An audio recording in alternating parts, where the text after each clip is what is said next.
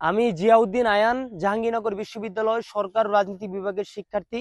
আসন্ন জাকসু নির্বাচনে আমি যুগ্ম সাধারণ সম্পাদক এজিএস পদে নির্বাচন করছি। ইতিমধ্যে নির্বাচনী প্রচারণা শেষ হয়ে গিয়েছে। আমরা বিশ্ববিদ্যালয়ের যে হলগুলো রয়েছে, আবাসিক হলগুলোতে গিয়েছি, শিক্ষার্থীদের ভোটারদের দ্বারপ্রান্তে গিয়েছি এবং একই সাথে একাডেমিক ক্লাসগুলোতে গিয়েছি। খুব ভালো সাড়া পেয়েছি। আমি আশাবাদী যে নির্বাচনে আমি জয়লাভ করতে পারবো। আমি দেশবাসী এবং একই সাথে জাহাঙ্গীরনগর বিশ্ববিদ্যালয়ের শিক্ষার্থীদের দোয়া এবং সমর্থন কামনা করছি। আমরা মনে করছি দীর্ঘ 33 বছর ধরে যে আমাদের শিক্ষার্থীরা তারা তাদের ন্যায্য অধিকার থেকে বঞ্চিত হয়েছিল, আমাদের সিনেটের শিক্ষার্থী প্রতিনিধি না থাকার কারণে আমরা যৌক্তিক দাবি আদায় থেকে বারবার পিছিয়ে যাচ্ছিলাম। আমরা মনে করছি যে 33 বছর পর জাহাঙ্গীরনগর বিশ্ববিদ্যালয়ে আশার আলো দেখাচ্ছে এবং প্রত্যেকটি বিশ্ববিদ্যালয় কলেজগুলিতে এই ছাত্র সংসদ নির্বাচন কার্যকর করা প্রয়োজন। কারণ এই ছাত্র সংসদ নির্বাচন না থাকার কারণে আমরা ন্যায্য অধিকার থেকে বঞ্চিত হয়েছিলাম। আমরা শিক্ষার্থীরা ভয়েস রেজ করতে পারছিলাম না।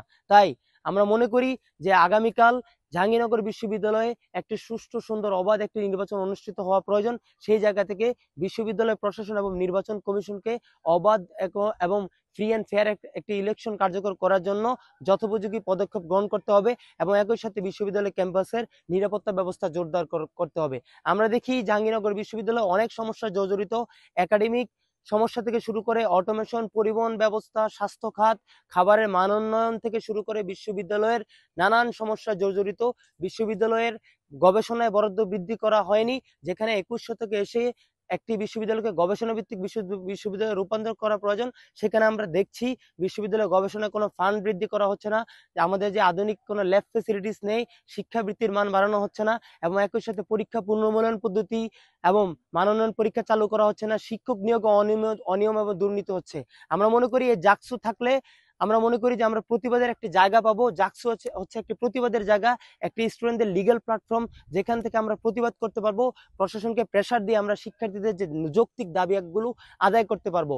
আমরা চাই যে এই জাকসুর ধারাবাহিকতা বজায় রাখুক। আমরা দেখেছি 33 বছর আগে এই জাহাঙ্গীরনগর বিশ্ববিদ্যালয়ে নির্বাচন অনুষ্ঠিত হয়েছে, জাকসুর নির্বাচিত প্রতিনিধিরাই পরের বছর জাকসুটি নিশ্চিত করতে পারেনি। সেই জায়গা থেকে আমাদের প্রধান ম্যান্ডেট থাকবে যে প্রতি বছর যেন ছাত্র সংসদ নির্বাচন অনুষ্ঠিত হয় এবং এই জাকসুর ধারাবাহিকতা বজায় রাখার জন্য প্রাণান্তর প্রচেষ্টা করা। আমরা দেখি বিশ্ববিদ্যালয়ের মেডিকেলে অ্যাম্বুলেন্সের সংখ্যা নেই, পূর্ণাঙ্গ একটি মেডিকেল নেই, সেবা এখানে কোনো পর্যাপ্ত ওষুধ নেই, 24 ঘন্টা জরুরি সেবা নেই। সেই জায়গাগুলো নিয়ে আমাদের কাজ করার ইচ্ছা আছে এবং একই সাথে বিশ্ববিদ্যালয়ে অটোমেশন এবং প্রত্যেকটি শিক্ষার্থীর জন্য ইউনিক একাডেমিক প্রোফাইল চালু নেই এবং নীতিমালা অনুযায়ী নির্ধারিত সময়ের মধ্যে রেজাল্ট দেওয়া হয় না। সেই জায়গাগুলো নিয়ে আমাদের কাজ করার জায়গা আছে এবং একই সাথে বিশ্ববিদ্যালয় পরিবহন সহ বিশ্ববিদ্যালয় হলে ডাইনিং ক্যান্টিনে খাবারের মান উন্নয়ন কি করা যায় এবং শিক্ষার্থীদের সুযোগ সুবিধাতে শিক্ষার্থীদের তাদের আশা আকাঙ্ক্ষার প্রতিফলন ঘটানোর জন্য আমাদের যে পদক্ষেপগুলো গ্রহণ করতে হবে সেগুলোর বাস্তবায়ন করতে চাই। আমি মনে করি আমি নির্বাচনে জয়ী হই অথবা না হই, আমি আমার যে ইশতেহার রয়েছে নির্বাচনের 6 দফা ইশতেহার, সেই ইশতেহারগুলো নিয়ে কাজ করে যেতে চাই এবং আমি আশাবাদী যে নির্বাচনে জয়ী হতে পারবো।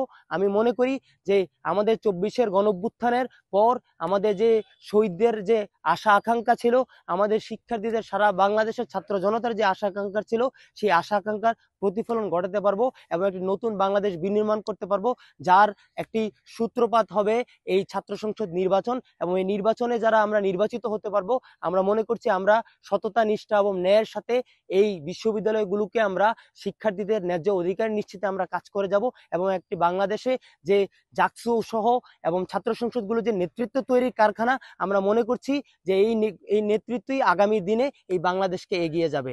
আপনাদের সকলের কাছে আমি দোয়া, সমর্থন প্রত্যাশা করছি। সবাই ভালো থাকুন।